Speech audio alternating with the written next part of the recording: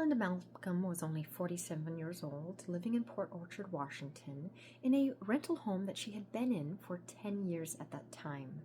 She had previously served in the U.S. Navy for 9 years, and then after retiring from that, served as a legal paralegal aide as such. She was just about to start a brand new job and was getting everything ready to get together for that. I was very excited.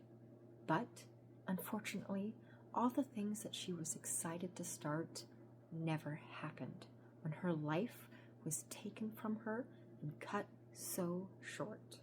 At almost 4 a.m. the night of April 30th, 2008, one of her neighbors called the fire department stating that there was a fire at Linda's home.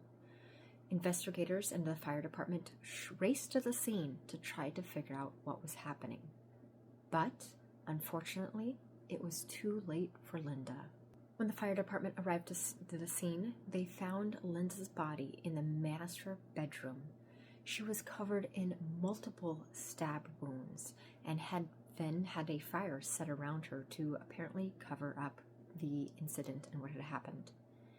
They had found out that Linda had been attacked that night, either late in the evening of the 29th or early in the morning of the 30th, before the fire was started, or found out, I should say.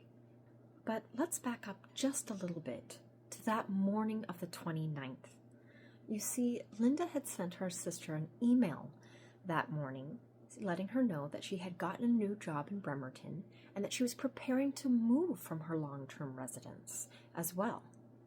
So, with that information taken into account, knowing that she was going to be moving, was this just a random attack, or was this an intentional attack before she left the area?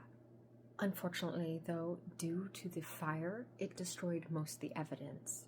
And also, investigators weren't quite sure if Linda was still barely alive when the fire started, or if she was dead during the time of the fire.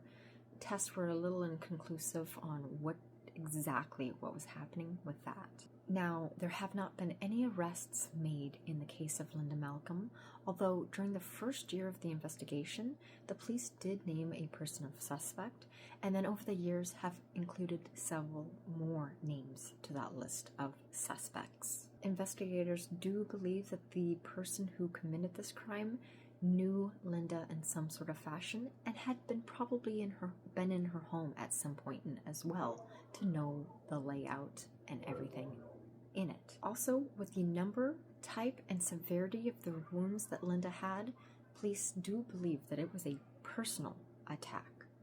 So again, was it something that was a spur-of-the-moment thing, or something that was planned and wanted to be done before Linda moved? If you have any information regarding the case of Linda Malcolm, you can contact the Port Orchard Sheriff's Office at 360-876-1700. Linda's family and friends are still desperately trying to figure out what happened to Linda, or why what happened to Linda happened and who did it. You may still have the answers that they are looking for.